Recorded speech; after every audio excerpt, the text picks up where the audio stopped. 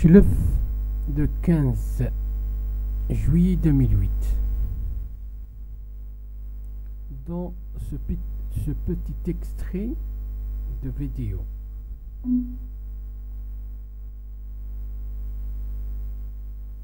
j'essaye de quantifier mathématiquement la pensée quantique par le vecteur mécanique quantique.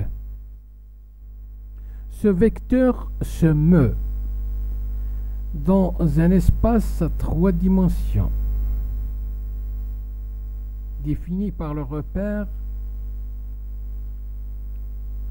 suivant: l'axe de la particule, l'axe de la fonction associée, l'axe de l'interaction de la particule et de la fonction associée, de l'onde associée, l'axe de l'interaction de la particule et de l'onde associée. L'origine du repère, c'est l'infiniment petit. C'est dans cet espace qui est défini le vecteur mécanique quantique. Ce vecteur, qui est une grandeur mathématique, possède 4 caractéristiques.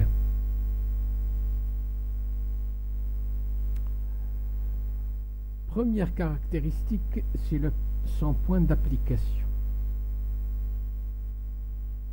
défini par la réflexion quantique, c'est-à-dire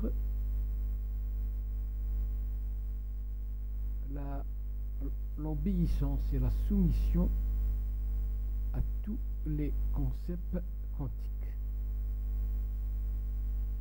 Vous voulez,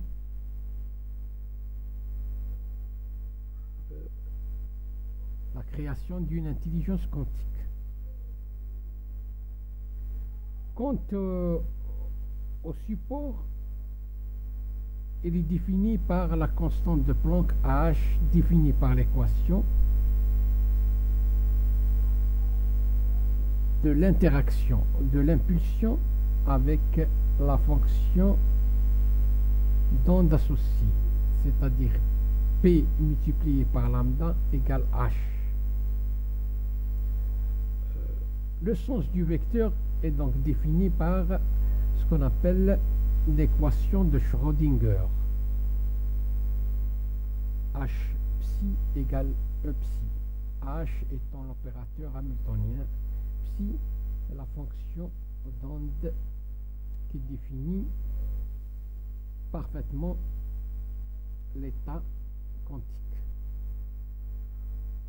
Quant au module de ce vecteur est quantifié par la fonction d'onde, c'est-à-dire la solution de l'équation de Schrödinger. Donc, c'est une approximation, une première approximation de la quantification de la pensée quantique par une grandeur mathématique appelée vecteur. Je ne vais pas définir avec précision les 4 caractéristiques. Je me contente de les citer brièvement, sans étudier profondément chaque composante. Donc, cette pensée quantique, elle est orientée, dirigée et quantifiée par ce vecteur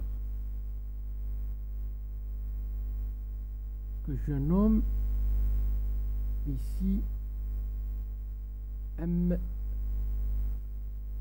Q. Voici donc le repère et voici donc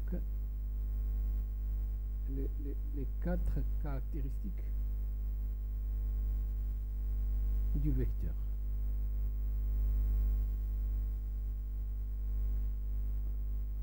Je termine cette vidéo là par uniquement la citation de ces caractéristiques là sans entrer dans les détails de ce vecteur.